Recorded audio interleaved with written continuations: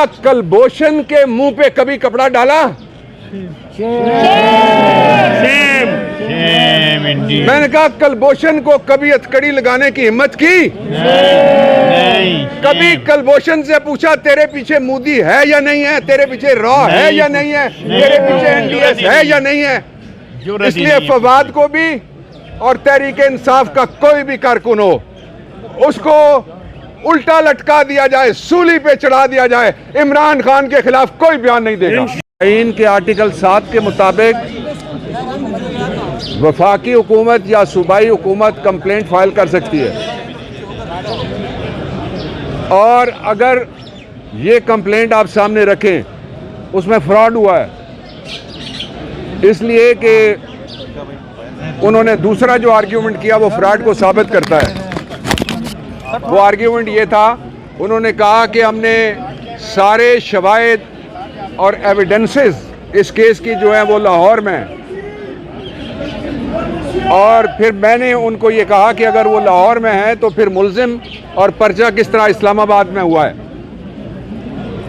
चार हमारी तरफ से जो आर्ग्यूमेंट थे उसमें से पहला आर्ग्यूमेंट ये है कि फवाद चौधरी का अगवा हुआ है।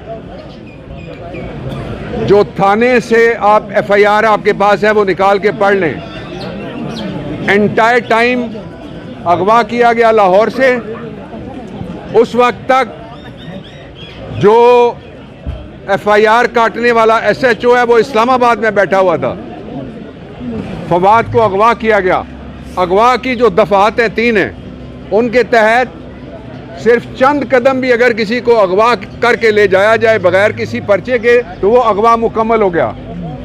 इसलिए पाकिस्तान तहरीक इंसाफ फवाद चौधरी को लाहौर से अगवा करने वालों के खिलाफ पर्चा दर्ज कराएगी। नंबर 1।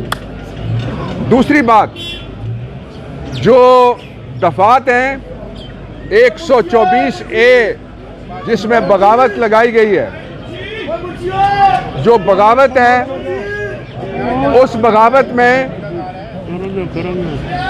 124A और 505 ये 2 दफात हैं, उनमें लिखा हुआ है कि कौन से इदारे हैं जो पर्चा कर सकते हैं। आर्मी कंप्लेंट कर सकती है, एयरफोर्स कंप्लेंट कर सकती है और नेवी कंप्लेंट कर सकती है। ना ही कोई आर्मी की तरफ से कंप्लेंट आई है, ना एयरफोर्स की कंप्लेंट है, ना नेवी की कंप्लेंट है। इसलिए पहला आर्ग्यूमेंट ये था कि अगर आप कन्विंस हो जाएं कि ये कंप्लेंट उनकी तरफ से नहीं है तो उसके 2 नतीजे निकलेंगे। नतीजा नंबर 1 ये है कि इलेक्शन कमीशन ने कहा है कि वो फेडरल गवर्नमेंट है। सुप्रीम कोर्ट कहता है ना इलेक्शन कमीशन अदालत है, ना इलेक्शन कमीशन कोई ट्रिब्यूनल है। अगर इलेक्शन कमीशन कहता है हम गवर्नमेंट हैं, अब उन्होंने कह दिया है, तो इस पे हम डिस्क्वालिफिकेशन का रेफरेंस पूरे इलेक्शन कमीशन के खिलाफ, उस पे मैं एडवाइस करूंगा अपनी पार्टी को कि इलेक्शन कमीशन को तहलील करने के लिए रेफरेंस बनता है। इसलिए कि जो काम गवर्नमेंट का है अगर वो इलेक्शन कमीशन कर रहा है, और वहाँ बैठा हुआ कौन है, एक साबिक सेक्रेटरी है जो पीछे से पेंशन ले रहा है, यहाँ से तनख्वाह ले रहा है, और वो वफाकी हुकूमत समझता है अपने आप को जिसने कंप्लेंट फाइल की है।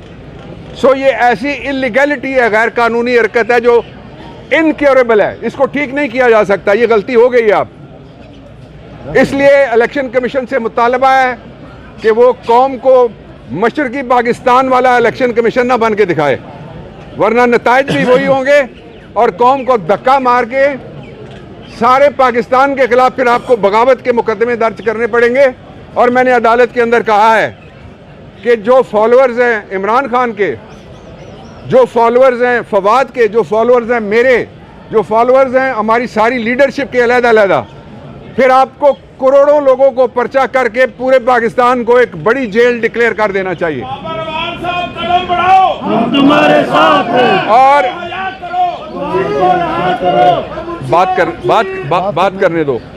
दूसरा हमारा मौक़िफ़ ये था कि आप फौरी तौर पे जो जस्टिस बाकर साहब की सुप्रीम कोर्ट की जजमेंट है कि मुल्ज़िम को अंदर रखना मकसूद नहीं होता।